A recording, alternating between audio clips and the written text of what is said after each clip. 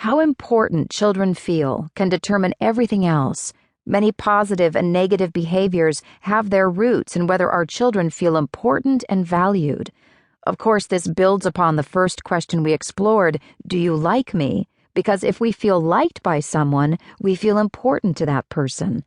Think about this truth from a personal perspective. When you don't feel important, are you confident or not? At peace or not?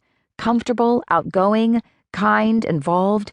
Do you see how your actions and behavior are influenced based on your feelings of importance?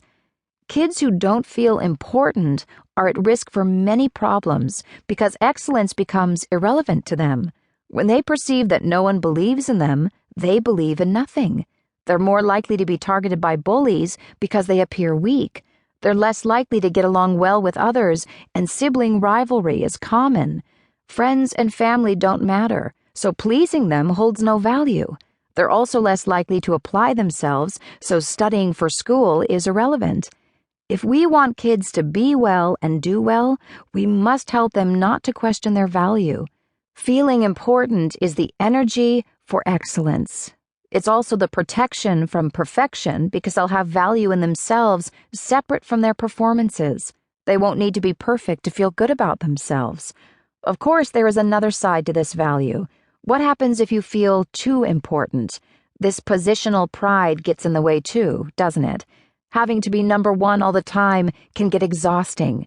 It forces us to put others down and to dismiss their accomplishments. It can cause us to be unteachable and closed to the input of others. Needing to be number one increases stress because we always have to feel more significant than others. We only want to spend time with people who we believe are less important than we are. We can become very judgmental and eventually very lonely. So what we find is that Goldilocks and the Three Bears are relevant again. We want our children to have just the right amount of importance, not too little, not too much, but just right. Kids do feel unimportant.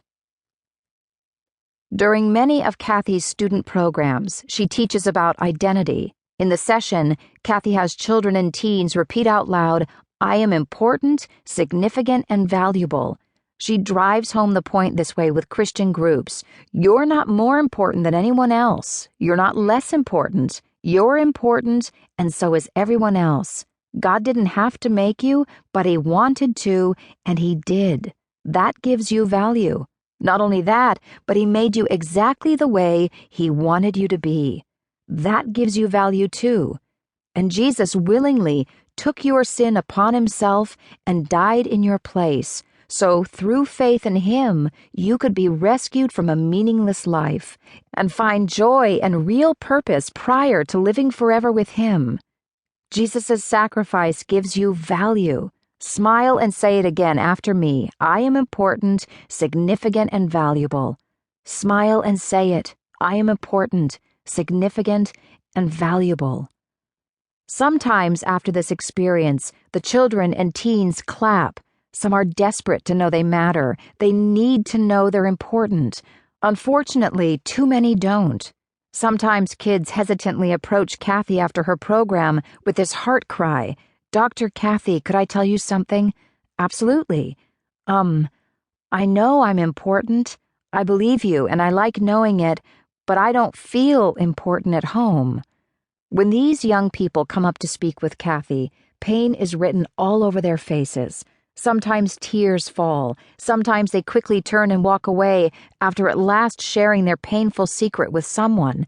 Sometimes they receive Kathy's hug and continue to talk with her before she connects them with someone who can help them if appropriate. Most children who talk with Kathy say they don't feel important at home or in their families. Some have also talked with her about feeling unimportant at school and in church. What about your kids? Would they say they often, sometimes, or never feel unimportant in your family? If your kids are old enough and you're brave enough, go ahead and ask them. Their answers will be insightful. Not knowing you're important has its own level of despair attached.